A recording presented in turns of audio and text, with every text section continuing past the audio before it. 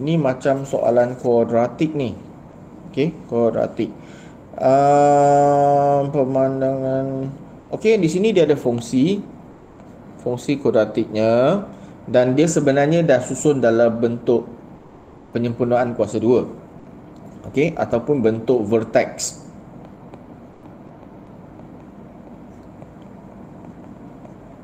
Bentuk vertex Bentuk vertex ni kita dapati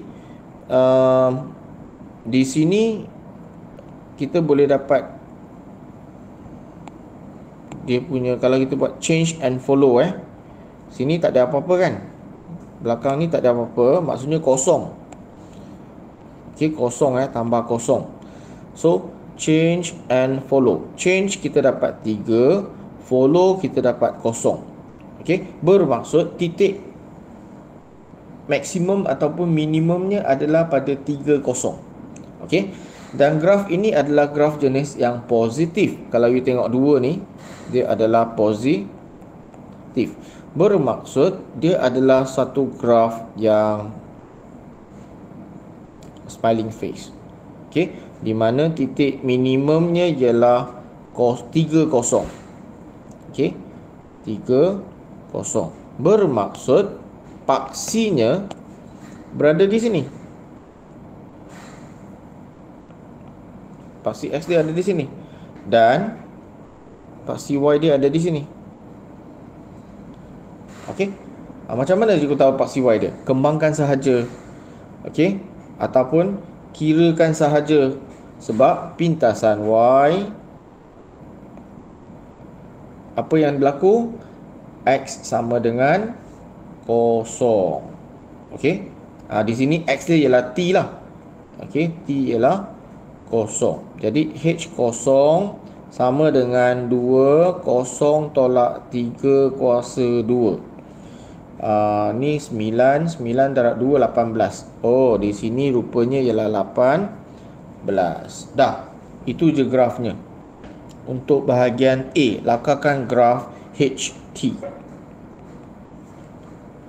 So ini kita bukan XY lah, dia adalah HT.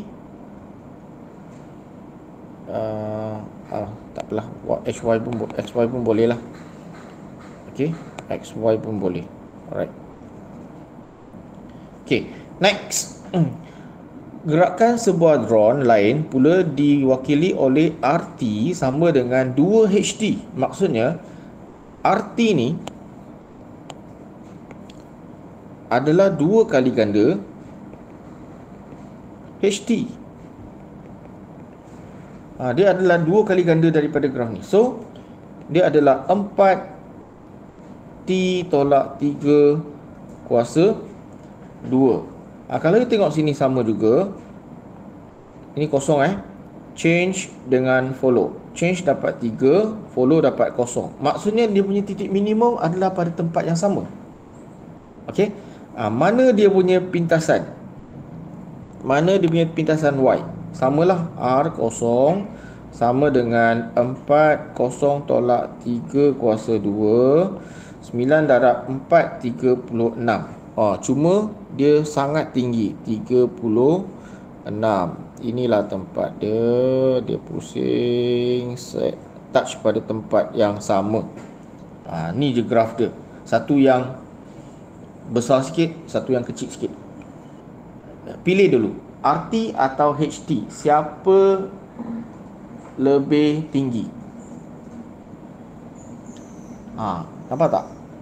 Mula-mula HT berada pada 18.